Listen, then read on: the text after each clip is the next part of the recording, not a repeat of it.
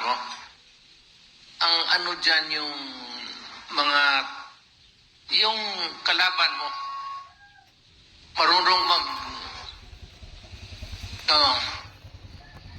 yung sa taas, pero malang man, it's how they can convince the higher ups that itong tao na ito is a threat. This is not a political asset. We might as well, parang ganon. Isa sa pinaka-ano ko nakita ko na ano talaga, yung hinahabol ka talaga. But, well, ano mo lang, may eleksyon naman eh. And, you know, well,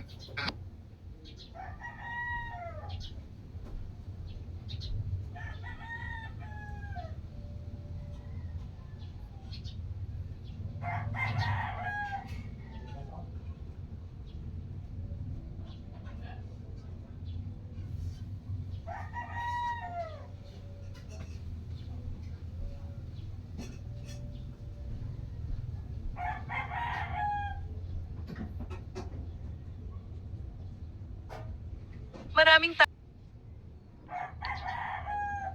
total na organized naman itong PDP, and I am sorry that I was not around because meron rin akong pinuntahan the whole day. Mabutit na lang at nandito ako. Nandito si Bebot. Si Bebot will be one of our stronger candidates sa pagka-senador. Marami naman yan sila. Sumali ka na bot kaya wala kang trabaho, alam ko. Si Bebot pati ako, kasama kami sa dorm.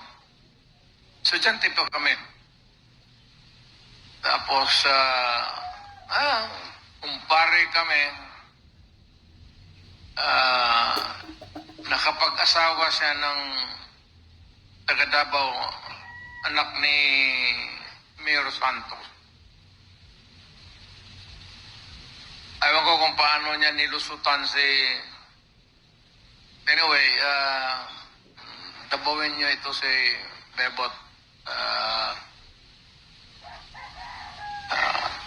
Tatakbo siguro ito ng senador. Pipiliting ko para marami naman tayo. Mananalo tayo, maniwala kayo. Mananiwala. Hindi naman siguro lahat. Malas lang. Pero lulusot karamihan sa ating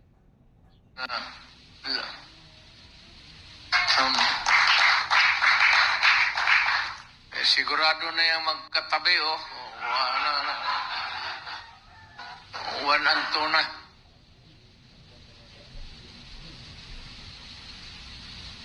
Bebot,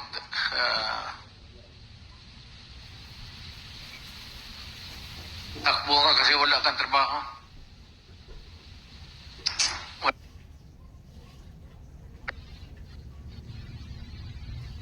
Wala man akong maikwento sa inyo. Wala mang giveaway, so may akalo.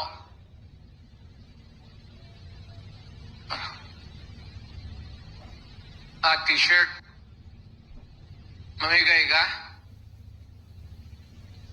Lahat nabigyan mo. Pag hindi, ikaw ang ibigay ko.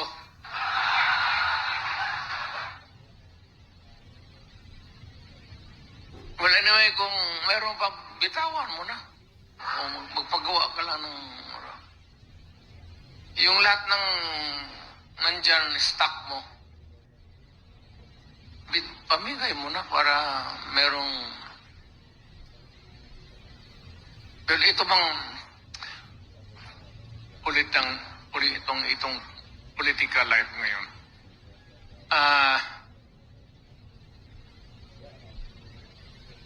The president is not really yung sabihin mo abusado. It would not be a fair comment na ano. Hindi naman talaga masamang tao si Presidente Marcos. But I seldom mention the names of the other side of the fence. But dito wala kasi akong wala man tayong, there's no reason for us to be scared or oppression. Kasi wala man akong nakikita na yung tendency of a president to be abusive and would condone itong wrongdoing. Wala akong nakikita dyan. So, in this coming election, I hope that the president, kung marinig niya ako, bigyan na lang tayo ng, sabi ko, a fair shake of patas lang ang laban. Wala lang, he will not allow, kagaya ko noon, nagprangka-prangka ako sa mga tayo, yung na huwag kayong pumasok sa takutan pati yung sa violence. It's not good. Let us keep democracy as was handed down to our parents. Yung i-preserve natin yung legacy na binigay nila sa atin. Although in the course of time, it was not really perfect. Pero we'll be able to maintain this kind of environment politically. So we try to maintain that kind of, whether we are the ones in power or opposition tayo. Sana si Presidente Marcos would say to it that wala lang and yung vote buying, wala yan talaga. Kasi yung vote buying is really out of the, hindi natin pwede pakialaman yan eh. You cannot control it in a way, so what would be the point in making so much noise? It would just magsamang loob ka lang. Pero yung mga violence, terrorism, ayan ang hindi pwede. And I'm sure that the President, Mr. Marcos, would not allow that. Politiko siya at dumaan siya ng mga ganun eh. So, let us go back to our respective territories and start to organize. Mahirap mag-organize pag walang pera. So, ang PDP is shoestring budget talaga to. But whatever na makuha namin ng malaki, kung may magbigay man, ngayon ng mga negosyante, we will share with you whatever ibibigay namin sa taas. Yung mananalo na, kagaya ni Bongo pati ni Bato, wala. Hands down man ito sila. So, wala na itong tsaka sila ang dapat magbigay sa atin, si Bongo ang magbigay.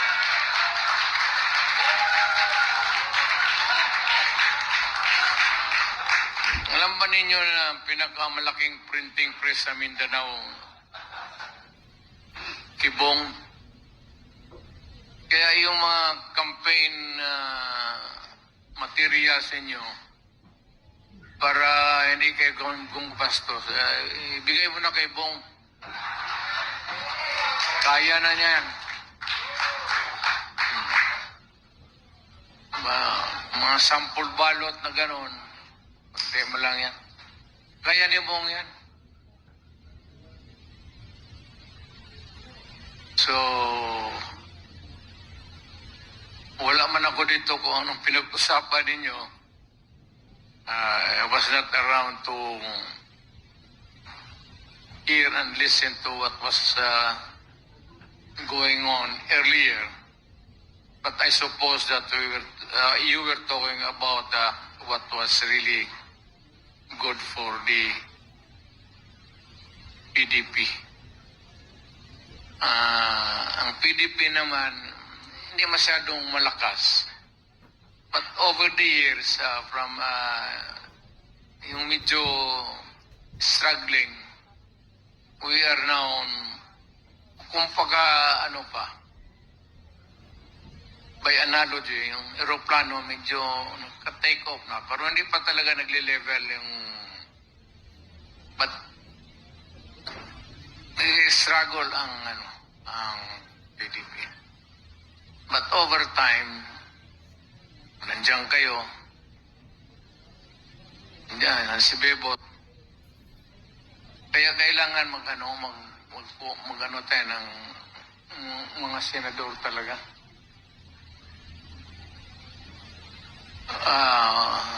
We need the senators. Kailangan tayo ng senador. So, anyway, mag-iikot man kami.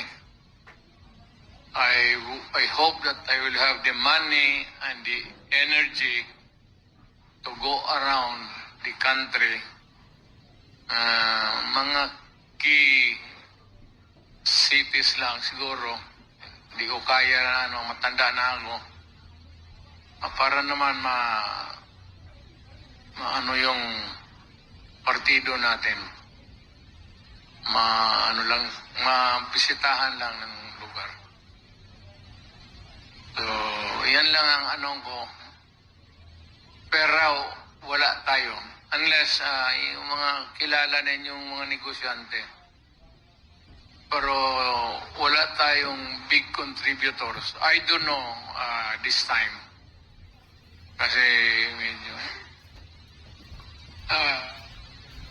baka rumarami na kasi ang PDP, senador pati congressman, and business may want to look at us differently this time. Na parang we are a critical factor sa ating political life sa Pilipinas. Yan lang man siguro ang maibigay ko sa inyo na mensahe. Unless of course, kung may itanong ninyo, mas mabuti pa masagot ko.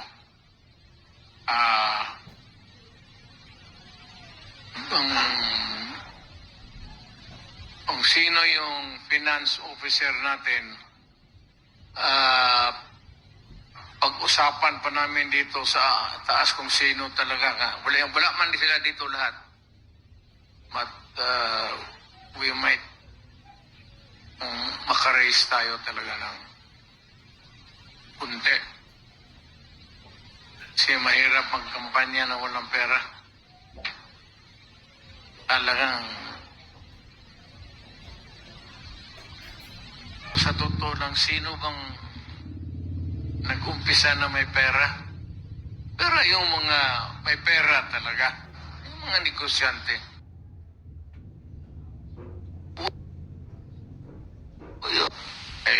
Ako, nagtataka nga ako, until now, it remains to be still a mystery sa akin kung paano ako umabot pagka-presidente. Totoo yan. Totoo yan. Hindi ako na ano. Talagang natulog ako when I look back sa buhay ko. Hindi ko talaga alam kung paano ako naging presidente. Kung pera-pera, wala talaga. Kung sabihin mo lang pera pang kampanya at buong Pilipinas, wala. Wala talaga sa totoo lang. But suddenly, I found myself governing the country. Tandaan ninyo yan, baka maabot kayo ng ganun. Ang swerte kasi hindi mo mano talaga. Hindi mo mapigilan. Hindi mo taglang mapigilan. Ang itutulak ka talaga ng panahon pati ng Diyos siguro. Kaya ako, hindi ko talaga alam kung paano. Lahat na kaibigan mo. Tony Del Gra, yung abogado ko ngayon, kay papakulong ako ng mga putang inang walang iya. Yung mga military sila,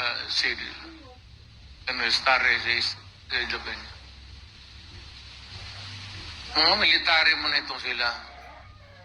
Alam nila na wala talaga ako. From nowhere.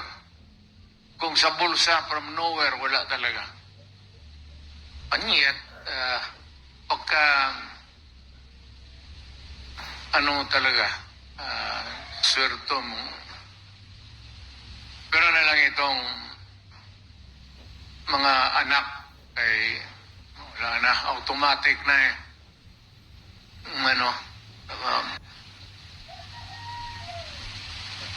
Automatic na. Pero sa bagay, ang tatay ko pala putang ina politiko rin. But between and my father, matagal, 10 years halos, ang agwat. Nung namatay siya, siguro nga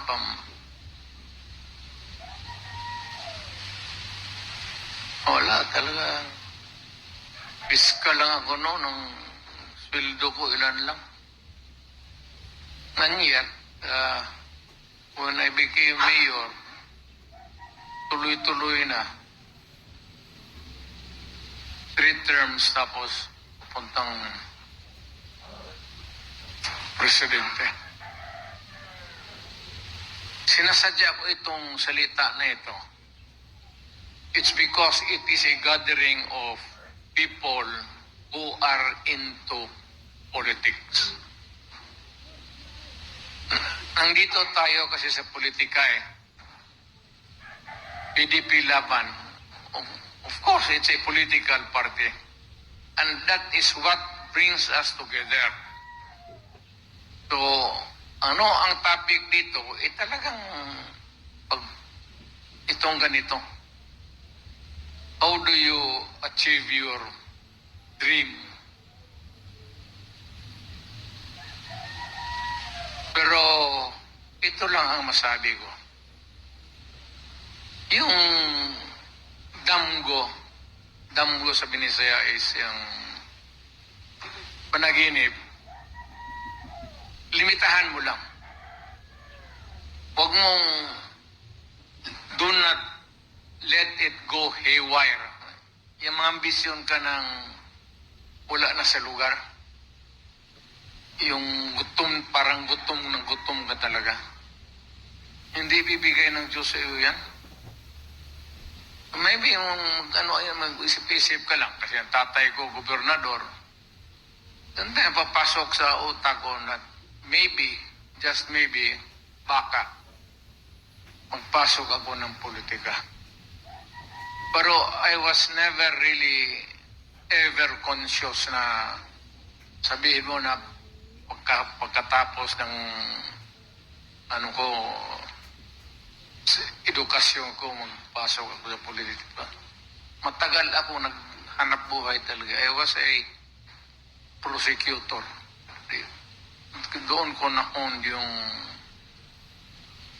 pagka-abogado ko. I'm a litigation lawyer. Trial lawyer ako, hindi ako masyado sa corporate. Kasi ang fiscal prosecutor is araw-araw korte yan. Kaya kung may mga anak kayo at kung kaya naman ninyo additional a few years, ipasok ninyo sa fiscal's office or prosecutor's office. At sabihin mo doon sa fiscal na yung anak mo i-assign sa trial. Ako, pagpasok ko, 2 days after, trial na ako eh. Nagtanong yung city fiscal, si the late Fred Ruiz, na kung kaya ko. Kasi bagong graduate lang eh. Sabi ko, oo, kaya ko. Sigurado ka? Sabi ko, oo, kaya ko, sir. Trial ka agad ako. Hindi naman ako nag-ano ng ibang eskwelahan, pero alam mo kami dumaan sa mga professor na ano. Ito, bebot oh. Ayan. Sino pa dito dumaan? Dumaan si Mayor Rama. Kasi magdaan ka ng mga professor na Tete!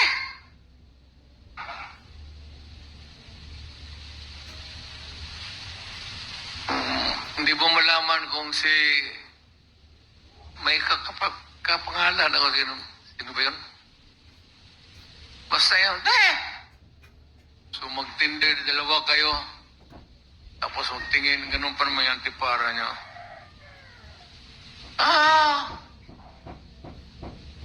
Why are you standing? I did not call you.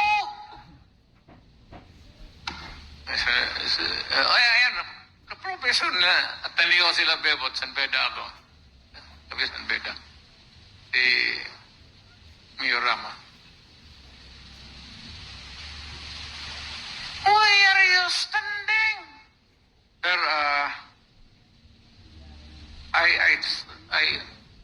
I thought I heard my name. God damn it, because you are always talking at the back. That's why you cannot hear.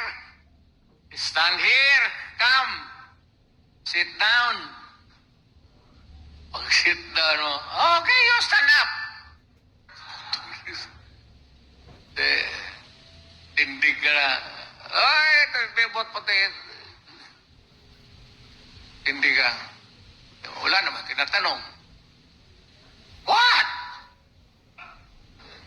Sir, there is no question yet, sir. Continue ito. Galit na lalo nang magalit.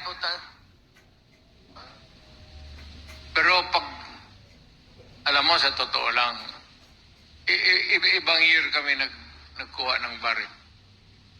Pero sa totoo lang, sa remedial law, yan ang pinakamabigat sa lahat eh. At kaming dumaan kay Solidom, tapos namin, maaga kami natapos. Yung last day, yung remedial law. Maaga kaming natapos.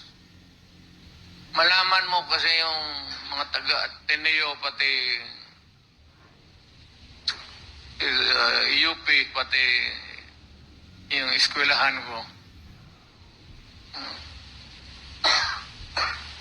San Beda, maaga kami naglabasan. Kaya, bakit may advantage rin kung sa Maynila ka. Kaya itong anak ko na si Inday, sabi niya, si Inday kay gusto niya mag-law. Sabi ko, saan ka man mag-law? Dahil sabi niya, sa San Beda. Ang ina, sabi ko. Patay ka doon. Patay ka. Pagka anak ka ng general o anak ka ng sekretary o cabinet, patay ka. Pag makita ka doon ng mga Ayawan ko ngayon, pero ganun-ganun ba ng uso talaga? Parang galit yung mga putang inang yung mga nag-graduate, lalo na yung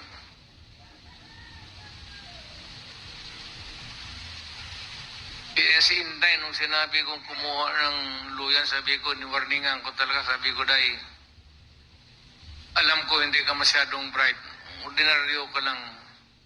Ang ina, bawiin mo talaga yan sa... Ang law naman hindi mahirap eh. Memorize ka lang ng memorize. Kaya kayong mga kumuha ng law ngayon, huwag kayong uminom. Lalo na kung working student ka tapos matanda ka na. Hindi naman ako sa pangano. No offense intended. Ang brain mo kasi battered dyan sa alcohol pati.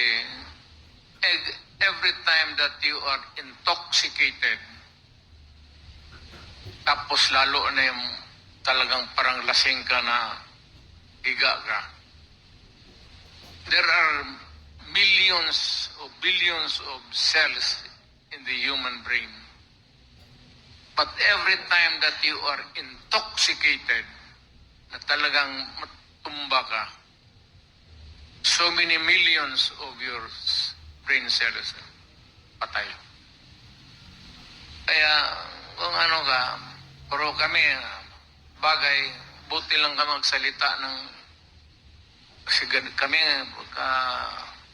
beboto. Sama ko mas dormitoryo yan.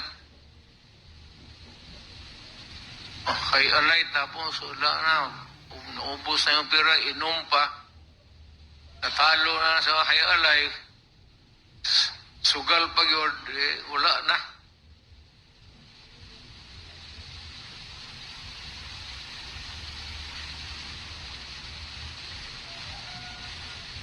Yun lang ang ano ko, wala man tayo iba pag-usapan. Wala akong politika, hintayin natin. Hindi ko anong storya lang yan. Ito si Mike Sanbedar, ito nito eh. Dumaan ka rin kay Solidum, no? Hindi.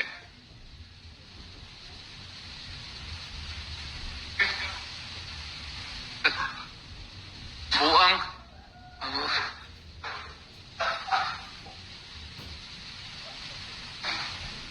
Ilang years kami. Kami, bebot ang magkabats. Pero, Ateneo sila.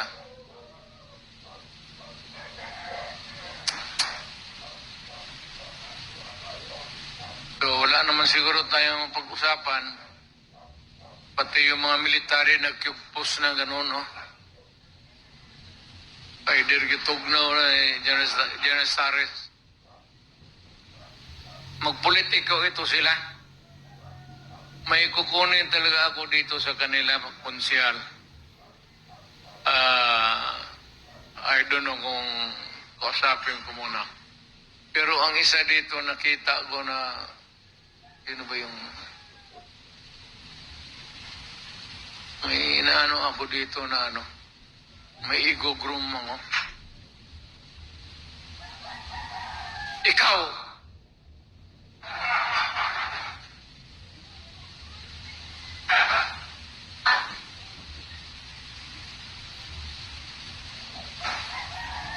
politika ano yan?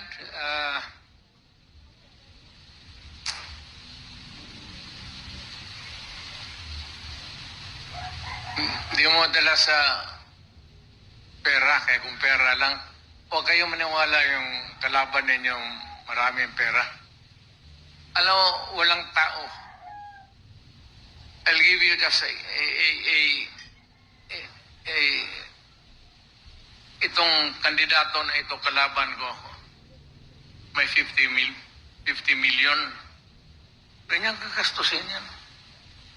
He's worth 50 million. Ang pinaka, ano niya, gastos niya, pinaka, 10 million. Ikaw, mga 2 or 3. Talo yan. Importante sa politika yung tao talaga. Ano mo sa tao. Yung alaman ng tao na magkurmentado kapag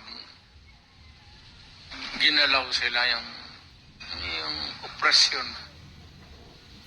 Kaya dito si Bato dumaan sa City Police Director, Sid Nelson Stares, ng City Police Director yan. Hindi naman ito na hindi na kailangan to sila sabihin mo kung ano, kasi matitino. Marami, hindi mo na ano. Yun lang sa baba, yung mga tenyente na ano, yung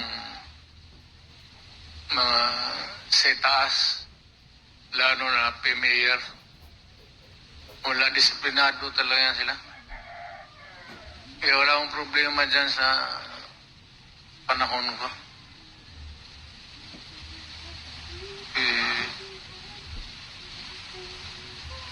Na-demanda ba tayo noon? Saan ba tayo na-demanda?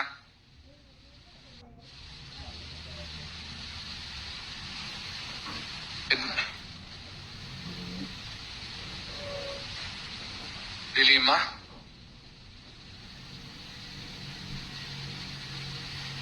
Hayaan mo yan siya. Pangit mo yan siya.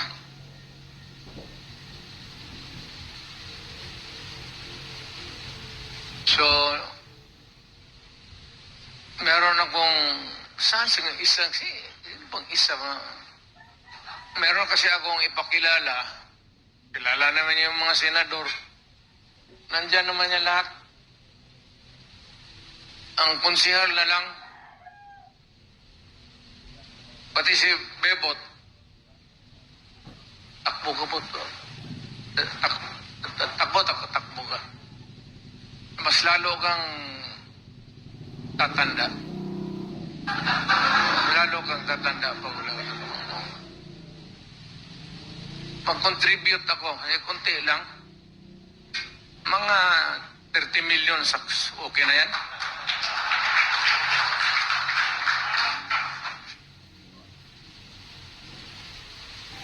Pati itong si Martin Delgra. Ang tatay nito, piskal. Mahusay na piskal. And he took after his father. Siya yung abogado ko. Sorry. So, ano pa bang, maski anong klaseng chismis na lang ang gusto ninyo ng chismis? Gusto ninyo ng chismis? Kuha si Kuhan diha.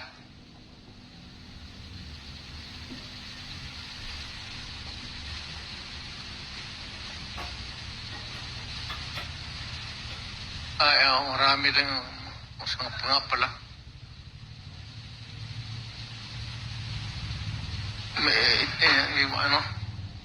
Diretso na ta sa Kuhan. Marami tala tayong